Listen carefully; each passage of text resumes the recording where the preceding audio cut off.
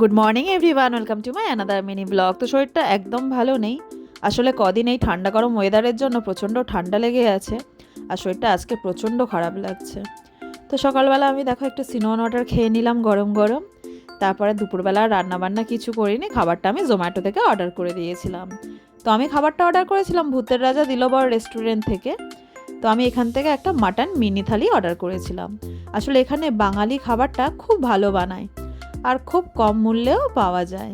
তো চলো তোমাদেরকে দেখাই আজকে থালিতে কি কি ছিল। তো প্রথমেই দেখো আছে গরম গরম ভাত, তার সাথে ছিল উচ্ছে আলু ভাজা, তার সাথে দিয়েছিল শুক্তো, আর তার সাথে ছিল 2 পিস মাটন, আর ছিল মুগের ডাল, আর তার সাথে ছিল একটা গোলাপ জামুন, আর চাটনিটা তো আগেই তোমাদের দেখিয়ে দিলাম। তো চলো সব কিছু গুছিয়ে গাছিয়ে নিয়ে আমি লাঞ্চ করতে বসে গেছি। আমি লাঞ্চটা করে নিই, তোমাদের সাথে দেখা হবে নেক্সট ভিডিওয়ে। সবাই সুস্থ থেকো, ভালো থেকো, বাই বাই।